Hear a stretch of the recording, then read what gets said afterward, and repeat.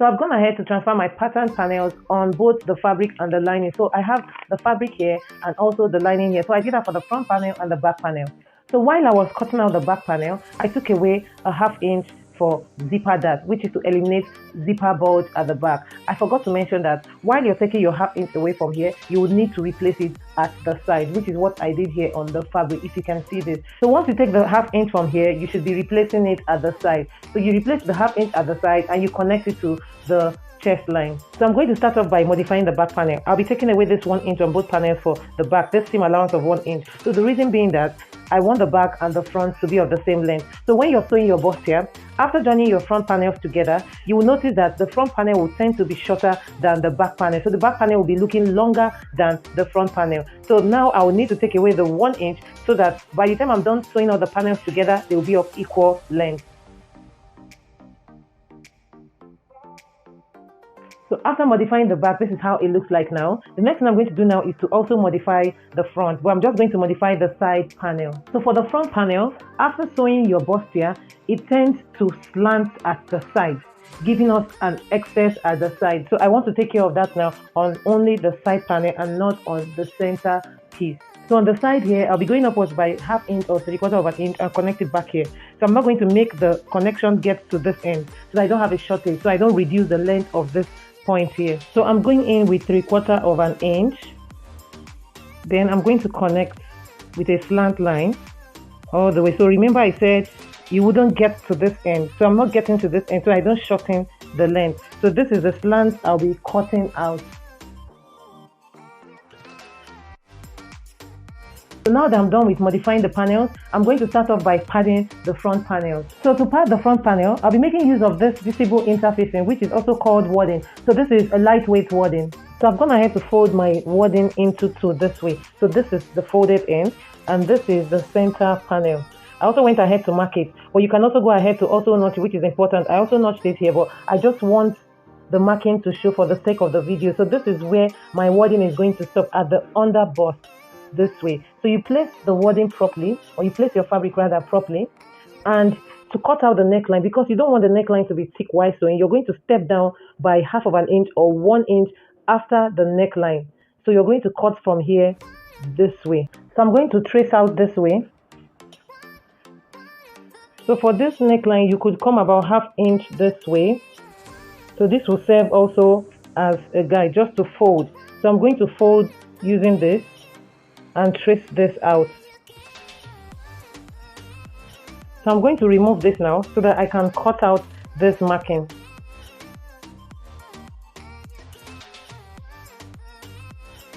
So to cut out the lining for the side piece, I've gone ahead to fold my wadding into two, and the width I have is about 6 inches. So I'm going to stop where place my underbust where the wadding stops. So this is where the wadding stops. So the next thing I'm going to do now is to trace this out. So I'm going to be mindful of this armhole so that the wadding doesn't get to the armhole. So the next thing I'm going to do now is to trace out 5 inches, or you can also do 5.5 inches. So I'm going to trace 5 inches this way. So I want to trace this on the fabric to show you how it's going to look like on the wadding, and I'll just go this way. So I already have 5 inches width. So the wideness will be about 5 inches, and I'm going to take it this way, just to meet with the under bust. So this is how it's going to look like when I cut this out. So I'm going to go ahead now and trace it on the wadding and cut it out. So the next thing I'm going to do now is to indicate it this way so I don't get confused. So this arrow means this is pointing to the bust point. So this will let me know that this is the bust point. So to fix the wadding, it's going to be placed on the wrong side of the fabric. So the wrong side of the wadding to the wrong side of the fabric. So the wrong side of the wadding is the shiny part, which is the gummy part. So I'm going to place it this way, stopping at the under bust this way. So you can see the distance I left between the wadding and the neckline. So for the side, I'll be repeating the same thing, placing this way, stopping at the under bust, and I'm going to do the same thing this way. So the gummy part, which is the shiny side, is going to stay this way. So the next thing I'm going to go ahead to do now is to use the pressing iron to iron this down. So this is what I have after ironing. So the next thing I also went ahead to do was to mark out my sewing allowance on the panel. So this is totally optional. You can choose to do this or not to do this. And I'll go over to the sewing machine and sew it in my sewing allowance.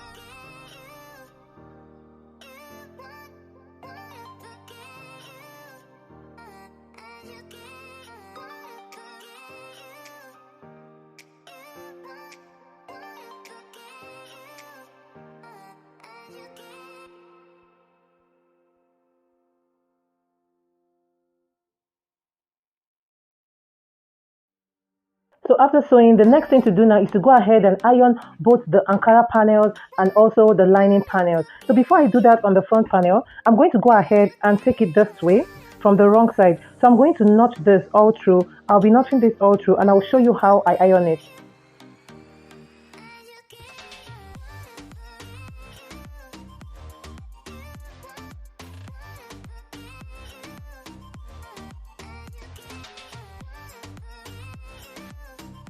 So the best way to iron your bustier is to use your tailor's ham. So I have this tailor's ham here which I'll be making use of. So I'm going to place it underneath this way. So the next thing to do now is to open the seam allowance. You're going to open it up all through. So from the beginning here all the way down. So just like this way. So while doing this, you just need to be careful and patient at the same time. So by the time I'm done doing this, the next thing I'm going to do now is to move over to this side and repeat the same process. So once I'm done doing this, I'll flip it over to the front this way. So by then this will be open this way. Now I'm going to flip it to the front like this and repeat the same process. So I'll introduce my iron again, gently repeat the same process. I'll do it all the way also from the beginning to the end, and I'll repeat the same process on this other side from the beginning all the way to the end. So after ironing, this is how it looks like on the inside, and I went ahead to repeat the same process on the lining piece. So this is how the lining piece also looks like. This is the inner part of the lining. So I did the same thing for the back panels as well. So this is how the back panel looks like. This is the wrong side of the lining and the wrong side of the fabric. So the next thing I'm going to go ahead to do now is to turn the fabric with the lining. So I'm going to go ahead and sew up the neckline. I'll do the same thing to this panel also. After sewing up the neckline, I'll go ahead and notch, then I'll top stitch and sew up the side. I'll be doing the same thing also for the front panel. So for the front, I'm going to place it this way, and I'll be bringing the lining on top of it this way. So the right side of the lining on top of the right side of the fabric. So I'll go ahead and sew up the neckline. After sewing up the neckline, I'll notch, then I'll top stitch and sew up both sides. So I'll be leaving the armhole open. So after turning with the lining, this is what I have. This is the front and this is for the back. Now this is how the inner part of the front looks like. So this is neatly finished. So once you turn with your lining, you're going to go ahead and give it a good press. So while sewing, the secret of sewing is always make sure that you iron your panels after sewing. Now the next thing to do now is to close up this blouse at the shoulder and also at the side. So before I do that, I just want to mention something here. Now I've gone ahead to mark out my zipper allowance. So now when you're sewing, you know that you have initial measurements which you always mark out. So like I marked out 1.5 inches at the beginning when I was drafting. Now after turning with the lining, you should note that whatever you have as your zipper allowance would not remain the same. So I turned it about 1/4 inch with the lining. Now my zipper allowance should be about 1.25 instead of 1.5 inches. So I just wanted to mention this here. So to close up, you're going to place the back on top of the front this way, shoulder to shoulder. This will also come this way, shoulder to shoulder. Now to close up properly, you're going to place it like this, shoulder to shoulder. You could pick either the front lining or the back lining. So I'm picking the back lining. So you're going to make sure you place it properly this way. Now you pick this lining and go like this, backward, and then you sew up. So I'm going to repeat the process again. Shoulder to shoulder this way. You could pick the back lining or the front lining. Whichever lining you pick, you're going to place it like this. Align them properly. You can hold it down with a pin, then you sew. Another way you can do this is open it up this way. You're going to open the front panel also this way. So you're going to place them well. The seam line touching this other seam line, and you take it like this. You take it like this. So you're going to sew up. After sewing up, you turn it. So I'm going to go ahead and close up the shoulder, and I'll use my allowance to close up the side. When you're sewing, there are two things you need to know.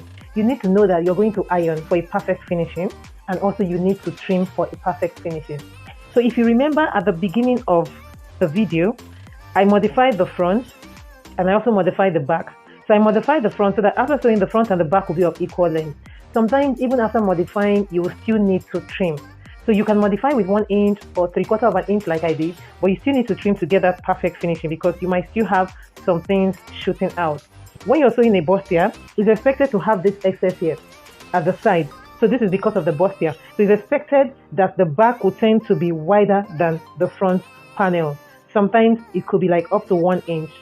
Another thing you need to know is after sewing your bustier, you turn it to the right side and you iron. So after ironing, this is what I have.